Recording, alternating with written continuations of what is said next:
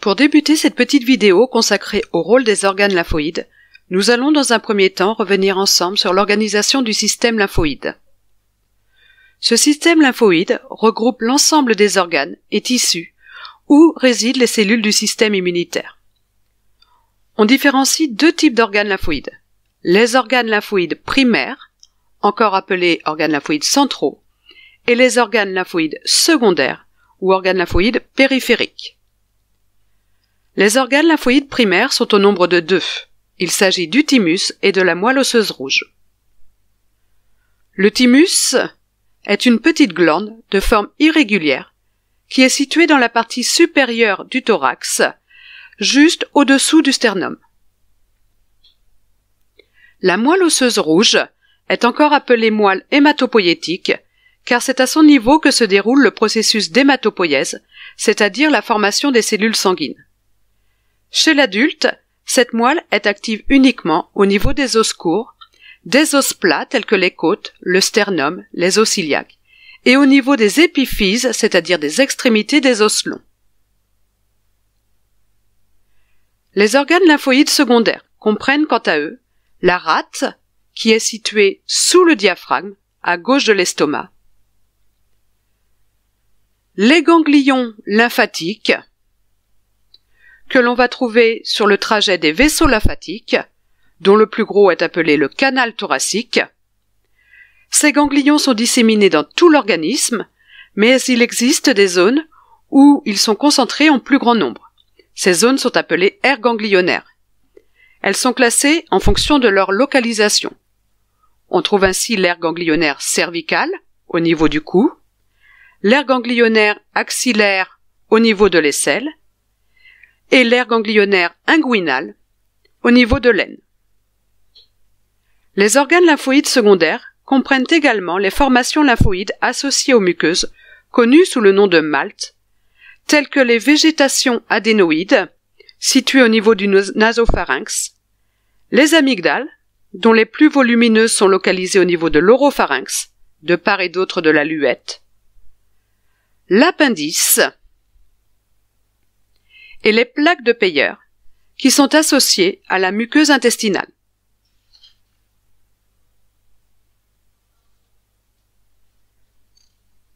Nous allons maintenant nous intéresser au rôle des organes lymphoïdes primaires, à savoir la moelle osseuse rouge et le thymus, comme nous venons de le voir précédemment. La moelle osseuse rouge est le lieu de production des cellules souches hématopoïétiques. Ce sont des cellules qui ont la particularité d'être multipotentes, c'est-à-dire qu'elles peuvent donner naissance à toutes les cellules de l'hématopoïèse et donc par la suite à toutes les cellules sanguines. Parmi ces cellules souches hématopoïétiques, certaines d'entre elles vont se différencier en précurseurs lymphoïdes, encore appelés progéniteurs lymphoïdes. Il s'agit tout simplement de lymphocytes immatures. Une partie de ces précurseurs demeure dans la moelle osseuse pour y subir une maturation.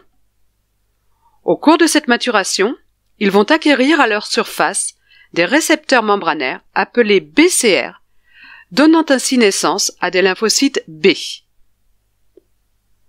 Chaque lymphocyte B porte en réalité à sa surface environ 50 000 BCR, tous identiques.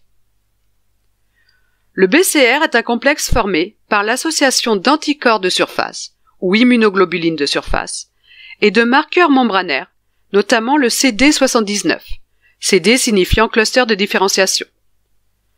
Le BCR procure au lymphocyte B la capacité à reconnaître directement des petits fragments d'antigènes, ou épitopes, présents à la surface des agents pathogènes, et ce par l'intermédiaire de deux sites de liaison aux antigènes, présents au niveau des anticorps de surface. Par souci de simplification, on représentera néanmoins par la suite le BCR uniquement sous forme d'un anticorps de surface. Dans l'organisme, tous les lymphocytes B produits dans la moelle osseuse se distinguent les uns des autres par de petites variations dans la structure de leur BCR.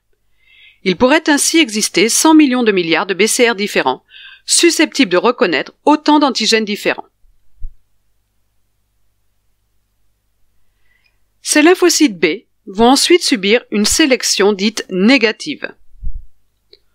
Au cours de celle-ci, des cellules de la moelle osseuse, les cellules stromales, vont présenter un peptide du soie associé à une molécule de CMH à chaque lymphocyte B.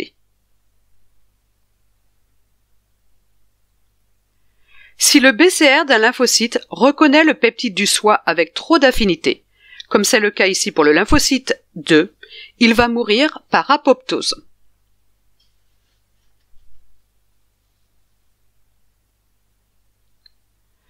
Parmi les précurseurs lymphoïdes qui ont été produits dans la moelle osseuse, certains vont migrer par voie sanguine dans le thymus.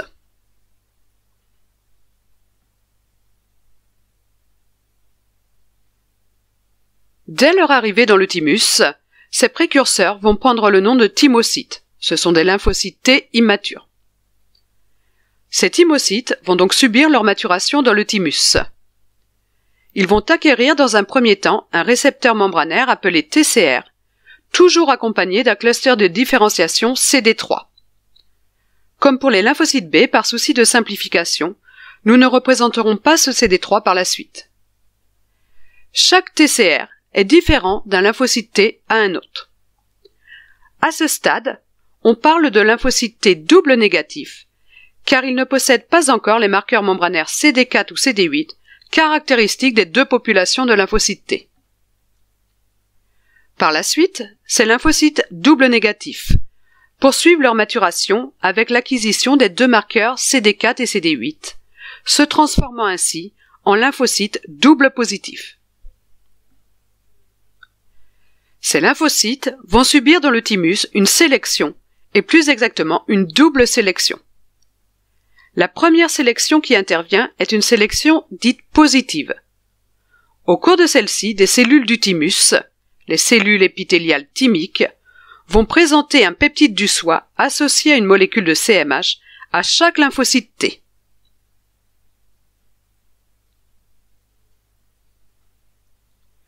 Seuls les lymphocytes T, dont le TCR est capable de reconnaître avec suffisamment d'affinité le complexe CMH peptide, vont recevoir un signal de survie. C'est le cas ici des lymphocytes T1. Les lymphocytes T2, dont le TCR est incapable d'interagir avec ce CMH, vont mourir par apoptose et leurs débris seront éliminés par des macrophages. Les lymphocytes qui ont survécu à la sélection positive subissent ensuite une sélection négative. Ils sont de nouveau mis au contact de complexes peptides du soie CMH.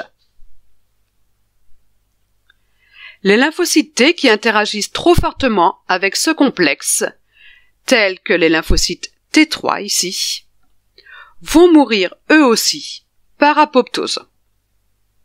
Cette sélection permet d'éliminer les lymphocytes T susceptibles de s'attaquer aux cellules de l'organisme et donc de déclencher une maladie auto-immune. Suivant la nature du CMH qui aura été reconnu par le TCR, CMH de classe 1 ou CMH de classe 2, les lymphocytes doubles positifs vont perdre l'un des deux marqueurs, CD4 ou CD8, et devenir des lymphocytes simples positifs.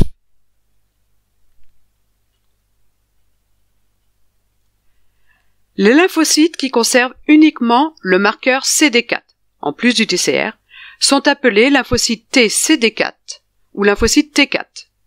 Ceux qui conservent uniquement le marqueur CD8 prennent le nom de lymphocytes T8 ou CD8. À l'issue de leur maturation, les lymphocytes B et T, produits respectivement dans la moelle osseuse et le thymus, migrent par voie sanguine dans les organes lymphoïdes secondaires. Ces lymphocytes sont qualifiés de naïfs car ils n'ont jamais rencontré l'antigène complémentaire de leur BCR ou TCR.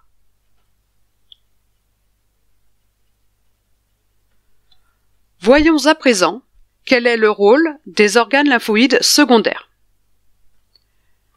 Les organes lymphoïdes secondaires sont le lieu de stockage et d'activation des lymphocytes naïfs. C'est donc à leur niveau que débute la réaction immunitaire, dite adaptative. Les lymphocytes B sont activés lorsqu'ils reconnaissent, par l'intermédiaire de leur BCR, des antigènes extracellulaires tels que des bactéries. La partie de l'antigène qui est reconnue spécifiquement par le lymphocyte est appelée épitope ou déterminant antigénique. Notons que les lymphocytes B sont les seules cellules immunitaires à posséder cette capacité à reconnaître les antigènes circulant dans le milieu intérieur.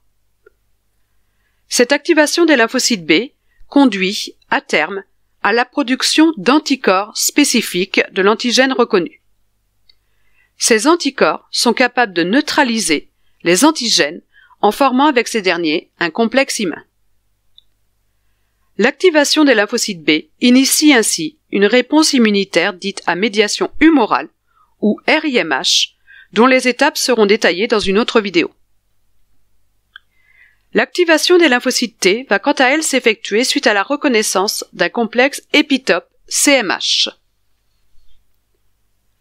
Les lymphocytes T4 reconnaissent spécifiquement un épitope qui leur est présenté associé à une molécule de CMH de classe 2, portée par une cellule présentatrice d'antigène ou CPA. L'activation des lymphocytes T4 conduit à la production d'interleukines, molécules jouant un rôle capital dans le processus de coopération cellulaire. Les lymphocytes T8, quant à eux, sont activés suite à la reconnaissance par leur TCR d'un complexe épitope molécule de CMH de classe 1, porté par des cellules nucléées de l'organisme, telles que des cellules infectées par un virus, des cellules tumorales ou des cellules d'un greffon. À terme, elle conduit à la destruction de ces cellules cibles, donc les cellules infectées, cellules tumorales ou cellules d'un greffon. L'activation des lymphocytes T initie ainsi une réponse immunitaire dite à médiation cellulaire ou RIMC, dont les étapes seront elles aussi détaillées dans une autre vidéo. En terminale ST2S, que devez-vous retenir concernant le rôle des organes lymphoïdes? On retiendra que la moelle osseuse rouge est le lieu de production des précurseurs lymphoïdes à partir des cellules souches hématopoïétiques. C'est également le lieu de maturation des lymphocytes B, cellules caractérisées par la présence d'un récepteur membranaire appelé BCR. Le thymus est quant à lui le lieu de maturation et de sélection des lymphocytes T4 et T8 à partir des précurseurs lymphoïdes produits dans la moelle osseuse. Les lymphocytes T4 sont caractérisés par la présence, à leur surface, d'un TCR et d'un marqueur CD4, et les lymphocytes T8 par la présence d'un TCR et d'un marqueur CD8. Enfin, on retiendra que les organes lymphoïdes secondaires sont le lieu de stockage des lymphocytes et de rencontre entre les lymphocytes et les antigènes. C'est donc à leur niveau que sont activés les lymphocytes B et T et que débute la réaction immunitaire adaptative à médiation humorale ou à médiation cellulaire.